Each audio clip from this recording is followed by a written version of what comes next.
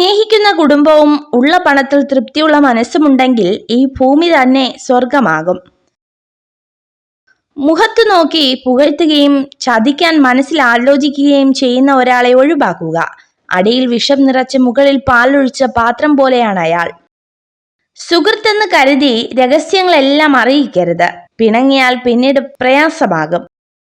വായിച്ചാലും എത്രമാത്രം സംസാരിച്ചാലും നിങ്ങൾ അവയ്ക്ക് അനുസൃതമായി പ്രവർത്തിച്ചില്ലെങ്കിൽ അവ നിങ്ങൾക്ക് എന്ത് പ്രയോജനം ചെയ്യും? ഒന്നും ശാശ്വതമല്ല. നന്മ ചെയ്യുന്നതിൽ മനസ്സുറപ്പിക്കുക. അത് വീണ്ടും വീണ്ടും ചെയ്യുക. നിങ്ങൾ സന്തോഷത്താൽ നിറയും. ആരും നിങ്ങളുടെ കണ്ണുനീരിനെ കണ്ടെന്ന് വരില്ല. ആർക്കും നിങ്ങളുടെ സങ്കടത്തെ ശ്രദ്ധിക്കാൻ നേരം ലഭിച്ചെന്ന് വരില്ല. ആരും നിങ്ങളുടെ വേദനയെ മനസ്സിലാക്കുകയുമില്ല. പക്ഷേ എല്ലാവരും വളരെ പെട്ടെന്ന് തന്നെ നിങ്ങളുടെ തെറ്റിനെ കണ്ടെത്തും.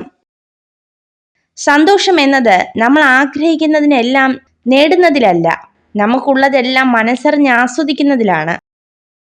ജീവിതത്തിൽ കണ്ടുമുട്ടുന്നവരെ ആശ്രയിച്ച് നിങ്ങളുടെ ഭാവി കണക്ക് കൂട്ടരുത്.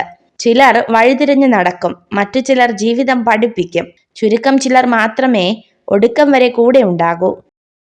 സന്തോഷമായി ജീവിക്കുക എന്നതാണ് പ്രധാനം.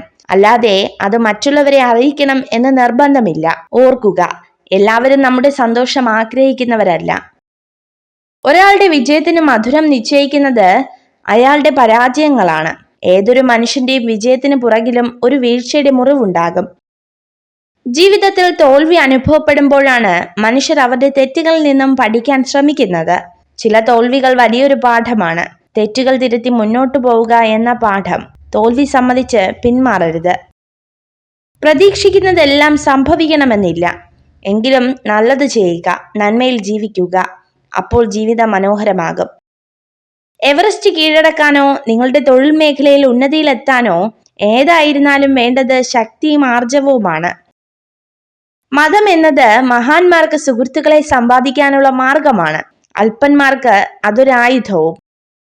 സൈക്കോളജി പറയുന്നു, ഒരു വ്യക്തി നിങ്ങളുമായുള്ള ബന്ധം അവസാനിപ്പിച്ച് നിങ്ങളെ വിട്ടുപോകാൻ തീരുമാനിച്ചാൽ അവർ നിങ്ങളെ പൂർണ്ണമായും അവഗണിക്കും.